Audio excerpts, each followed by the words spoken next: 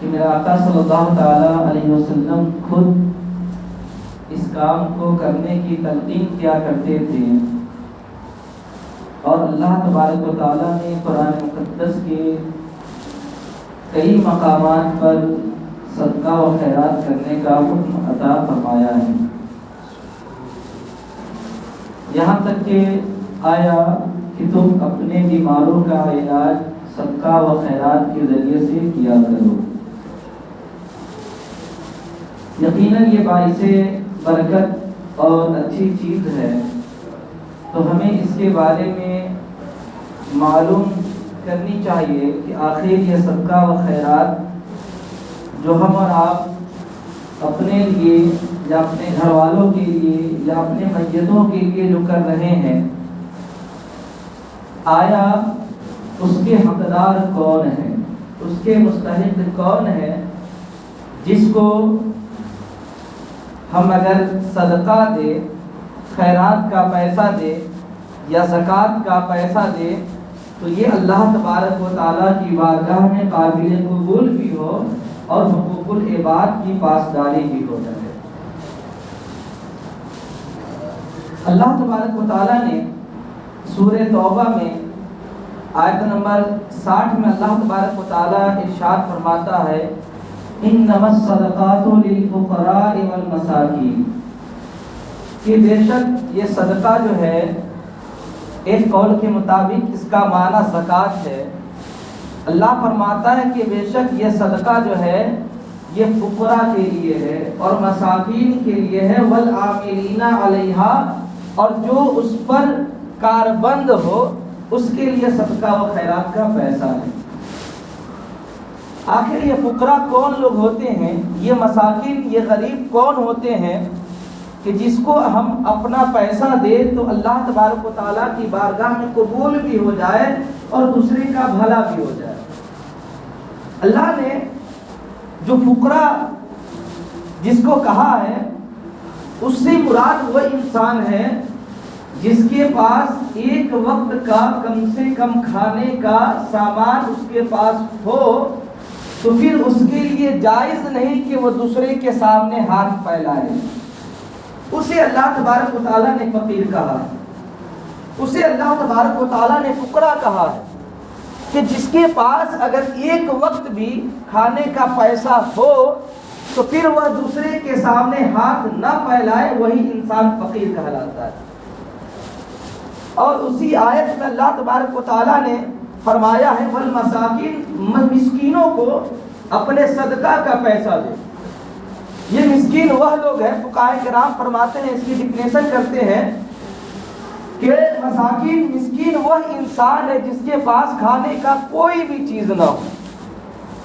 اس کے لیے جائز ہے کہ وہ دوسرے کے سامنے ہاتھ پھیلائے۔ یہ دو چیز اللہ تبارک و تعالیٰ نے کہا، ایک فقیر کا لفظ اور ایک مسکین کا لفظ، اسے صدقہ اور خیرات کا پیسہ دیا جا سکتا ہے۔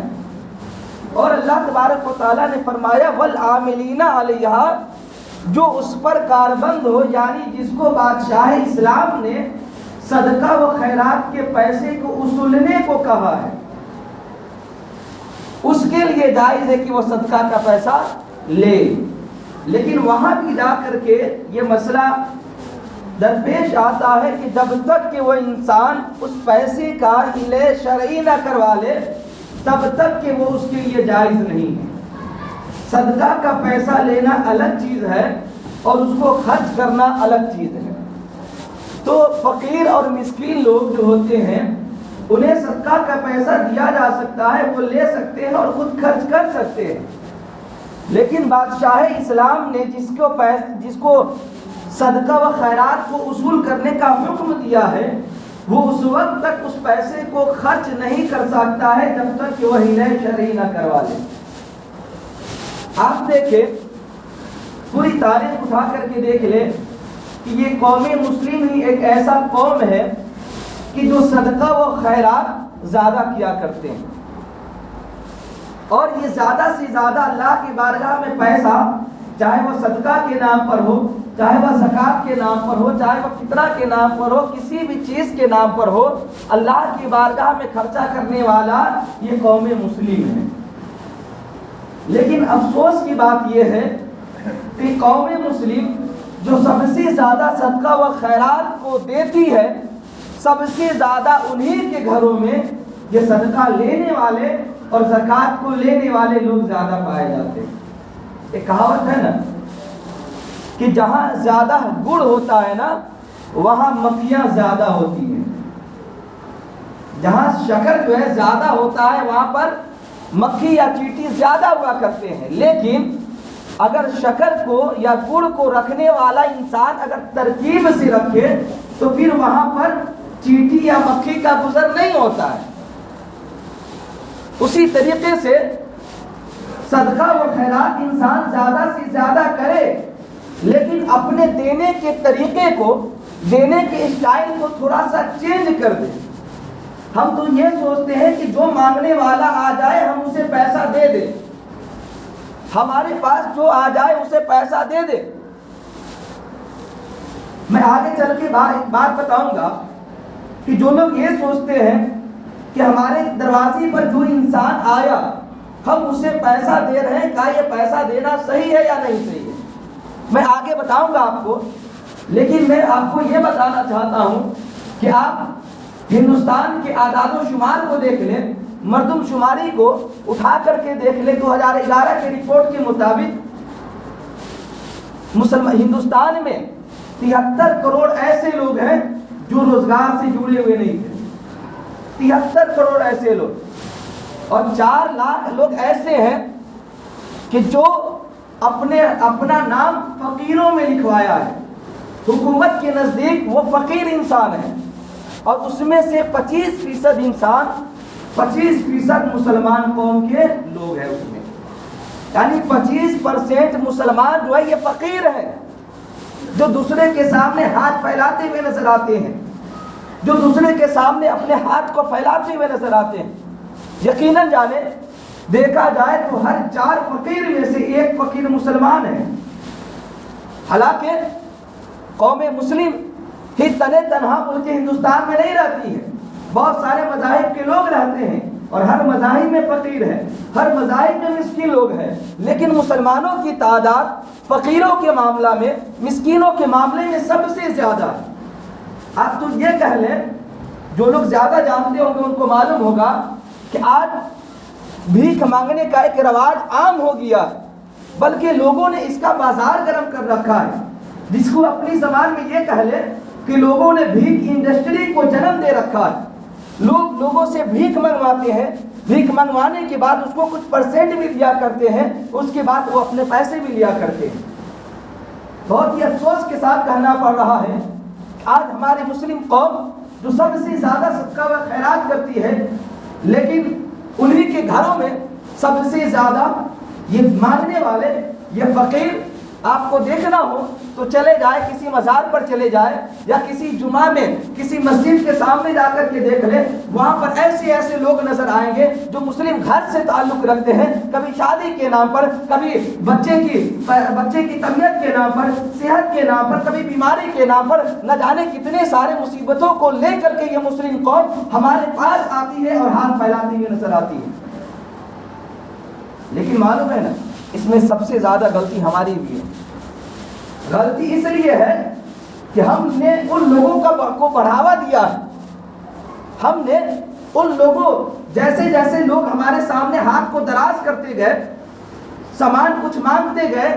ہمارے سامنے کوئی ہاتھ پھیلا دیتا ہے تو ہم اسے فوراً دے دیا کرتے ہیں،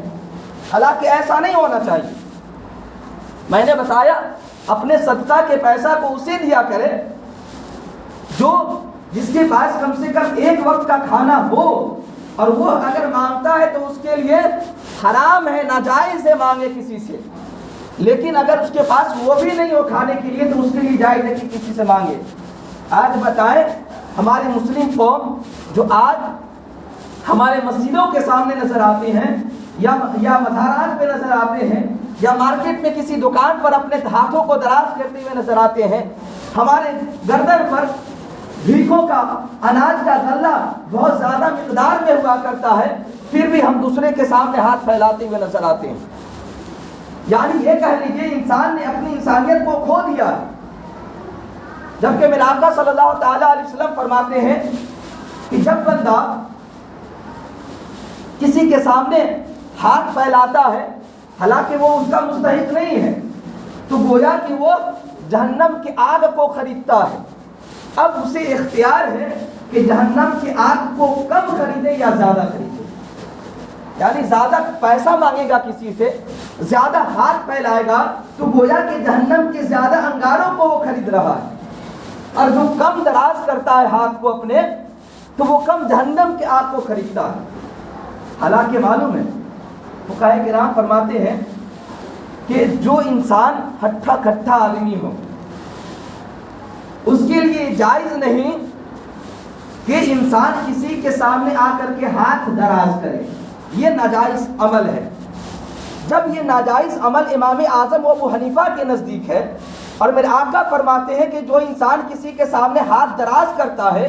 گویا کہ وہ انسان جہنم کے انگارے کو خریدتا ہے, تو اب بتائیں بھلا وہ کام کیسا ہوا, غلط ہوا یا صحیح ہوا؟ غلط کام ہوا. تو اگر ہمارے سامنے کوئی انسان غلط کام کو کر رہا ہے اور ہم اس کے لیے اس کا مدد کر رہے ہیں تو یہ کام بھی ہمارا کیا ہے, غلط ہے. ہمارا کام بھی غلط ہے. قرآن مقدس میں سورہ مائدہ کی آیت نمبر 2 میں اللہ فرماتا ہے وَلَا تَعَاوَنُوا عَلَى الْإِثْمِ وَالْعُدْوَانِ, کہ تم جو ہے برائیوں پر اور شرکشوں پر تم معاونت نہ کرو. کوئی انسان غلط کام کرتا ہے تو تم اس کو مدد نہ کرو, کوئی انسان شرکشی کرتا ہے تو تم اس کا ہیلپ نہ کرو. اس لیے کہ کوئی انسان غلط کام کر رہا ہے, اسی غلط کام کو اگر بڑھانے کے طور پر ہم اس کا ہیلپ کر رہے ہیں تو اس کے سزاوار ہم بھی ہیں. میں نے آگے بتایا نا, پہلے ہی بتایا تھا, ہم مسلمان اپنے صدقہ و خیرات کو دینے کے طریقے کو اگر چینج کر دیں گے تو یقیناً جانیں, جو آج آپ گوگل پہ بھی جا کر کے سرچ کریں گے نا تو آپ کو معلوم چلے گا کہ مسلم برادری میں سے ہے نا فقیروں کی جو جماعت ہے, فقیر جو لوگ ہیں ان فقیروں کی جماعت میں سے ہر 4 میں سے 1 مسلمان قوم کا بچہ ہے, مسلمان گھر کا آدمی ہے. بہت ہی افسوس کی بات ہے کہ وہ میرے آقا صلی اللہ تعالیٰ علیہ وسلم جو لوگوں کو دن اور رات تجارت کے لیے حکم دیا کرتے تھے, اپنے کیریکٹر کے ذریعے سے, اپنی زبان کے ذریعے سے, اپنے بات کے ذریعے سے لوگوں کو غلط راستے سے بچایا کرتے تھے, غلط راستے سے روکا کرتے تھے, وہ امت مسلمہ آج غلط کاموں کی طرف چل پڑی ہے. آج یہی وجہ ہے کہ آقا کریم صلی اللہ تعالیٰ علیہ وسلم کے سنت کے چھوڑنے کی وجہ سے, ان کے قول کو پس پشت رکھنے کی وجہ سے آج مسلم قوم بہت پیچھے چلی جا رہی ہے, بہت پیچھے چلی جا رہی ہے. میرے آقا صلی اللہ تعالیٰ علیہ وسلم کی بارگاہ میں ایک انسان آیا, آنے کے بعد میرے آقا صلی اللہ تعالیٰ علیہ وسلم سے بھیک مانگا, ہے نا, اپنے ہاتھ کو دراز کیا مطلب بھیک مانگا. میرے آقا نے فرمایا کہ اے انسان بتا تیرے پاس کوئی چیز ہے؟ تو انہوں نے بولا یا رسول اللہ ہاں میرے پاس 2 چیزیں ہیں. ایک یہ کہ میرے پاس ایک ٹاٹ ہے جس کی آدھا حصہ کو ہم بچھاتے ہیں اور آدھا حصہ کو اوڑھتے ہیں, اور دوسرا میرے پاس ایک گلاس ہے جو لکڑی کا بنا ہوا ہے, ہم اس سے پانی پیا کرتے ہیں. میرے آقا نے فرمایا جا دونوں کو لے کر کے آؤ. جب وہ انسان دونوں کو لے کر کے آیا, میرے آقا دونوں کو اپنے ہاتھ میں لیے. صحابہ کرام کی جماعت بیٹھی ہوئی تھی. میرے آقا فرماتے ہیں کہ ہے کوئی انسان جو اس چیز کو خریدے؟ تو صحابہ کرام میں سے ایک صحابی اٹھ کر کے صحابی رسول نے اٹھ کر کے کہا کہ یا رسول اللہ میں اسے 1 درہم میں خریدوں گا, 1 دینار میں خریدوں گا. تو میرے آقا صلی اللہ تعالیٰ علیہ وسلم نے پھر اسے 2 یا 3 مرتبہ اور کہا کہ ہے کوئی انسان جو اس کو اور زیادہ قیمت میں خریدے گا. ایک اور صحابی رسول اٹھے اور کھڑے ہو کر کے کہا یا رسول اللہ میں اسے 2 دینار میں خریدوں گا. میرے آقا اس کو دے دیتے ہیں. 2 دینار لے کر کے, 1 دینار کو کہتے ہیں 1 دینار سے جا تم اپنے گھر کے لیے غلہ خرید لو, اور 1 دینار جو تیرے پاس ہے جا اس دینار کو لے کر کے مارکیٹ جا اور ایک جو ہے نا کلہاڑی خرید کر کے لاؤ. جب وہ انسان جاتا ہے 1 دینار سے اپنے غلہ کو خرید لیتا ہے اور 1 دینار سے کلہاڑی خرید کر کے میرے آقا کی بارگاہ میں لاتا ہے. میرے آقا اپنے ہاتھ سے اس کلہاڑی میں ڈنڈا وغیرہ لگا دیتے ہیں اور اس کے بعد کہتے ہیں اے انسان جا اب تو جنگل میں جا، لکڑی کو کاٹ اور لکڑی کو کاٹ کر کے اس کو فروخت کر، پھر دوبارہ 15 دن تک مجھے نظر نہ آنا، 15 دن تک نظر نہ آنا۔ وہ انسان چلا جاتا ہے، 10 دن کے بعد 15 دن کے بعد آتا ہے تو وہ اس کے پاس پیسے کی تعداد 10 دینار ہو چکے ہوتے ہیں۔ سبحان اللہ، 10 دینار ہو گئے ہوتے ہیں۔ ذرا غور کریں مسلمانوں، میرے آقا صلی اللہ تعالیٰ علیہ وسلم نے تو ایک فقیروں کو بھی تجارت کرنے کا حکم دیا ہے۔ 1 دینار سے، 1 روپیہ سے بھی تجارت کیا جا سکتا ہے، آپ کریں تو صحیح۔ آج 1 روپیہ کی اہمیت نہیں ہے، لیکن 100 روپیہ کس کے پاس نہیں؟ آج فقیروں کے پاس بھی چلے جائیں تو آج ان کے پاس ہزاروں روپیہ 1 منٹ میں لا کر کے آپ کو دے دیں گے، ان کے پاس بھی اتنا پیسہ ہوتا ہے۔ لیکن آپ بتائیں، میرے آقا صلی اللہ تعالیٰ علیہ وسلم چاہتے تو اس کو دے سکتے تھے پیسہ، لیکن میرے آقا کو معلوم تھا کہ اگر ہم یہ چیز دے دیتے تو یہ امت مسلمہ اس چیز کو دلیل بنا لیتی کہ میرے آقا صلی اللہ تعالیٰ علیہ وسلم نے غریبوں کو مدد کیا ہے، میرے آقا نے غریبوں کو مدد کیا ہے، یقیناً کیا ہے۔ لیکن سب سے پہلے جو ہاتھ دراز کرتا ہے نا، اس ہاتھ کو میرے آقا نے روکنے کی کوشش کی ہے۔ اور امام اعظم ابو حنیفہ نے تو سیدھے کہا ہے، جن کے ماننے والے ہم ہیں، جس امام کے فالوورز ہم ہیں، وہ امام کہتے ہیں کہ اگر کوئی انسان ہٹا کٹھا ہے اور جو فقیر انسان نہیں ہے، فقیر کی میں نے ڈیفینیشن کر دیا ہے، جو فقیر انسان نہیں ہے وہ انسان اگر کسی کے سامنے ہاتھ کو پھیلائے تو یہ ناجائز کام ہے، اور ناجائز کام میں اگر کوئی انسان مدد کرے تو وہ بھی ناجائز ہے۔ تو آپ جو پیسہ خرچ کر رہے ہیں، کبھی زکوٰۃ کے نام پر، کبھی صدقہ کے نام پر، یقیناً اس کو خرچ کرنے سے پہلے سوچ لیں کہ ہم یہ پیسہ دے رہے ہیں وہ کہاں دے رہے ہیں۔ اگر آپ دے دیتے ہیں تو میں نہیں کہتا ہوں کہ آپ کا صدقہ ادا نہیں ہوگا، صدقہ الگ چیز ہے، اور زکوٰۃ اگر غیروں کو دیں گے جو مستحق انسان نہیں ہے، اگر اس کو آپ دیں گے نا تو پھر آپ کا زکوٰۃ بھی ادا نہیں ہوگا۔ آج شب رات میں بہت سارا مسئلہ لوگوں کے گھروں میں آتا کیا ہے کہ ہمارے گھر میں فقیر کھائے گا تب جا کر کے ہمارا معاملہ صحیح ہوگا۔ میں کہتا ہوں کہ آج یہ اپنے پورے ایمان پٹی اور سیکی چکیا کو لے لیجئے، اس میں کتنے لوگ ہوں گے جو واقعی فقیر ہوں گے، کتنے لوگ ہوں گے جو مسکین ہوں گے۔ میں کہتا ہوں کہ ایک آدمی بھی ایسا نہیں ہوگا جو فقیر ہوگا، ایک آدمی بھی ایسا نہیں ہوگا جو مسکین ہوگا۔ جب میرے آقا صلی اللہ تعالیٰ علیہ وسلم نے فرمایا کہ اگر کوئی مانگے تو وہ غلط کر رہا ہے، حضرت ابو ہریرہ رضی اللہ تعالیٰ عنہ قسم کھا کر کے کہتے ہیں کہ واللہ، اللہ کی قسم کھا کر کے حضرت ابو ہریرہ کہتے ہیں کہ اپنے لیے رسی کو اٹھانا اور لکڑی کو کندھے پر سوار کرنا یہ اس سے زیادہ بہتر ہے کہ کسی کے سامنے ہم ہاتھ پھیلائیں۔ ہم رسی ڈھو کر کے 2 روپیہ کما سکتے ہیں، یہ بہتر چیز ہے کسی کے سامنے ہاتھ پھیلانے سے۔ میں نے ایک تاریخ بتایا نا، 73 کروڑ ایسے لوگ ہیں جو آدمی پیشہ سے جڑا ہوا نہیں ہے۔ ظاہر سی بات ہے، پیشہ سے جڑا ہوا نہیں ہے تو ان کا معاملہ کیا ہوگا؟ کسی کے سامنے ہاتھ پھیلاتے ہوں گے، کبھی زمین کے نام پر، کبھی لون لیتے ہوں گے، کبھی کچھ لیتے ہوں گے۔ میں کہتا ہوں کہ امت مسلمہ کو ایسی نوبت کیوں آتی ہے، ایسی نوبت کیوں آتی ہے جہاں لوگ اتنے تعداد میں اپنے پیسوں کو خرچ نہیں کرتے ہیں، صدقہ و خیرات کے نام پر دان نہیں کرتے ہیں، وہاں کے لوگ اتنے امیر، اتنے فقیر نہیں ہیں، ان مذہب کے ماننے والے اتنے فقیر نہیں ہیں، لیکن ہمارے مذہب کے ماننے والے اتنے فقیر کیوں ہیں، اتنے مسکین کیوں ہیں؟ اس کے ذمہ دار ہم بھی ہیں، اس کے گنہگار ہم بھی ہیں۔ رمضان کا وقت آئے گا نا تو بہت سارے لوگ کیا کرتے ہیں، اپنے زکوٰۃ کا بھی پیسہ اس کو دے دیتے ہیں، کہتے ہیں کہ ارے فقیر لوگ آتا ہے تو ہم پیسہ کہاں سے دیں گے۔ آپ بتائیں ذرا، فقیر کو 2 روپیہ آپ زیادہ دے سکتے ہیں، ہزاروں روپیہ اگر فقیر کو دے دیے چلے گا، لیکن اگر آپ کے اوپر 500 روپیہ اگر زکوٰۃ کا پیسہ نکلتا ہے، اگر یہی 500 روپیہ اگر آپ اس کے مستحق کو نہیں دیں گے،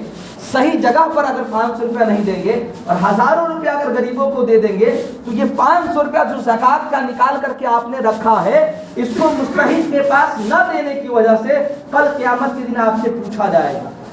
کہ آپ نے زکوٰۃ کے پیسہ مستحق کو کیوں نہیں دیا۔ ہم تو یہ چاہتے ہیں کہ ہمارا 500 روپیہ اگر زکوٰۃ نکلا تو اسی میں سے مدرسے کو بھی دیں گے، اسی میں سے غریب کو بھی دیں گے، اور اسی میں سے جو اپنے جاننے ماننے والے میں سے جو لوگ ہوں گے اس کو دیں گے، یہی نہ سوچتے ہیں۔ میں کہتا ہوں کہ ہرگز ایسا نہ سوچے، ہرگز نہ سوچے، اس لیے کہ زکوٰۃ کا مسئلہ بہت ہی اہم مسئلہ ہے۔ جس طریقے سے نماز کا مسئلہ بہت اہم ہے، اسی طریقے سے زکوٰۃ کی ادائیگی کا بھی مسئلہ بہت اہم ہے۔ آپ 500 روپے اگر زکوٰۃ کا پیسہ ملتا ہے، نکلتا ہے آپ کا، تو آپ اس کے مستحق کو دے دیں۔ آج کے دور میں مستحق کا اندازہ لگا لینا، مستحق کا پتہ لگا لینا، یہ تھوڑا مشکل عمل ہے، لیکن ایک راستہ ہے نا، جو مدارس اسلامیہ ہے، جہاں پر غریب بچے پڑھا کرتے ہیں، جہاں پر مہمان رسول پڑھا کرتے ہیں، جہاں پر بغیر جھجک کے 1 روپیہ زکوٰۃ کا پیسہ ہو، چاہے 10 روپیہ ہو یا 10,000 روپیہ ہو، اگر آپ اس پیسے کو دے دیتے ہیں تو یقیناً وہ آپ کا صحیح جگہ پیسہ لگتا ہے۔ میں نے فقیر کی تعریف کی، اگر وہ ایسا فقیر آپ کو ملتا ہے آپ اس کو دے سکتے ہیں۔ غریب کی میں نے تعریف کی، اگر واقعی ایسا غریب آپ کے سامنے موجود ہے آپ اس کو پیسہ دے سکتے ہیں، کوئی دقت نہیں۔ لیکن میرے حساب سے ایسے فقیر جسے شریعت مطہرہ نے فقیر اور غریب کہا ہے، مسکین کہا ہے، ایسا ملنا بہت ہی مشکل ہے۔ جب مشکل ہے تو سب سے آسان کیا ہے؟ مدارس اسلامیہ کو پیسہ دینا۔ اس کو اگر ہم دے دیں گے تو ہمارا پیسہ ادا ہو جائے گا۔ اس کے بعد رمضان میں دیکھیں ہمارے مسلم قوم کی ایک بھیڑ لگی رہتی ہے، کبھی غریبی کے نام پر، کبھی ابھی چلے جائیے باہر چلے جائیے، میں کسی کو تانا نہیں دے رہا، لیکن افسوس کی بات یہ ہے کہ ہمارے مسلم قوم کہ لوگوں کو ایسی نوبت کیوں آئی کہ ہماری بچی کی شادی نہیں ہو رہی ہے، ہمیں چندہ دیا جائے، آخر ایسی نوبت کیوں آئی؟ اس کے ذمہ دار کون ہے؟ یقیناً جان لیں اس کے ذمہ دار ہم ہیں۔ پھر ہم یہ کہیں گے اے مولانا صاحب آیا پیسہ، ہم کو اتنا تحقیق کرنے کی کیا ضرورت ہے؟ ارے تحقیق نہیں کر رہے ہیں تو آپ کو تو سمجھنا تو چاہیے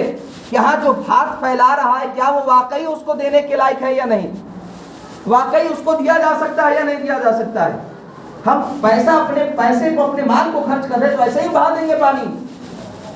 ایسے ہی بہا دیں گے کچرے کے ڈبے میں؟ نہیں، ہم اگر 2 روپیہ جو خیرات کر رہے ہیں، 2 روپیہ جو صدقہ کر رہے ہیں، یقیناً وہ میرے خون کا پیسہ ہے،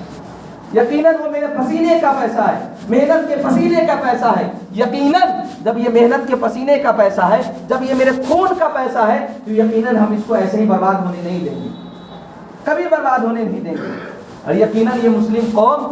اگر واقعی اس چیز پر عمل کر لی نا، تو جیسے میں آج ہی کے دن میں گوگل پہ میں نے سرچ کیا تو اس میں سیدھے لکھا ہوا تھا کہ 25% ایسے لوگ ہیں جو فقیر ہیں، 25% جو مسلمان قوم ہیں، مسلم سمدائے کے لوگ ہیں۔ یقیناً جانے میرا دل پھٹ گیا وہاں پر جا کر کے۔ اللہ تبارک و تعالیٰ نے تو مسلمانوں کو وَأَنْتُمُ الْأَعْلَوْنَ إِن كُنتُم مُؤْمِنِينَ کا نصرت سنایا۔ اللہ تبارک و تعالیٰ نے تو قرآن مقدس میں کہا ہے کہ سود، اللہ تبارک و تعالیٰ سود کو گھٹاتا ہے اور تجارت کو بڑھاتا ہے۔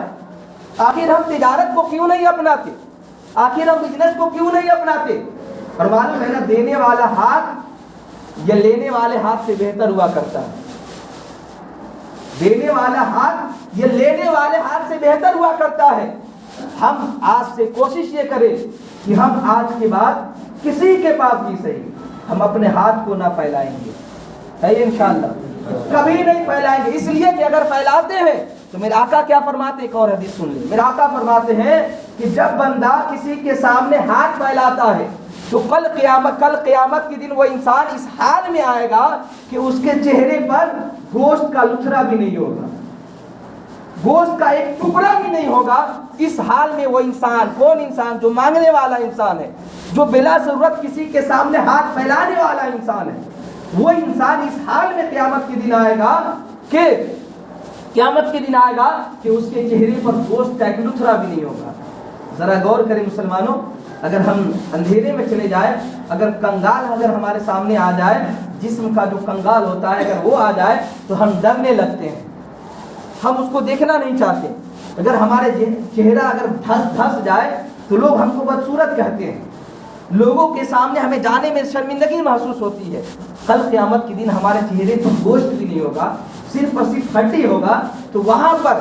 قیامت کے دن جہاں پر شروع سے لے کر کے آخر تک تمام لوگ موجود ہوں گے، تمام نبیوں کی جماعت موجود ہوگی، تمام علماء کرام کی جماعت موجود ہوگی، تمام صحابہ کرام کی جماعت موجود ہوگی، اس وقت ہم کس حال میں ان کے سامنے کس حال میں ان کے سامنے جائیں گے۔ یقیناً جانے آج معاشرے میں جو بھیک کی جو ایک انڈسٹری ہمارے مسلم قوم نے قائم کی ہے، یقیناً یہ بہت ہی افسوس کی بات ہے، بہت ہی افسوس کی بات ہے۔ الحمدللہ ہمارے گاؤں میں تو ایسا نہیں ہے، لیکن جہاں بھی ہے اگر واقعی فقیر و مسکین ہے تو اللہ تبارک و تعالیٰ کا اس پر بے پناہ فضل ہے کہ وہ اللہ تبارک و تعالیٰ کے حکم کی نافرمانی نہیں کر رہا ہے، لیکن جو بلا ضرورت کسی کے سامنے ہاتھ پھیلا رہے ہیں تو یقیناً وہ غلط کر رہے ہیں اور جہنم کے انگارے کو خرید رہے ہیں۔ اللہ تبارک و تعالیٰ کی بارگاہ میں دعا ہے اللہ تبارک و تعالیٰ ہم تمامی حضرات کو کسی کے سامنے ہاتھ پھیلانے سے بچنے کی توفیق عطا فرمائے، اور ایسا موقع ہمیں زندگی میں کبھی نہ دے کہ کسی کے سامنے ہم ہاتھ پھیلائیں۔ وآخر دعوانا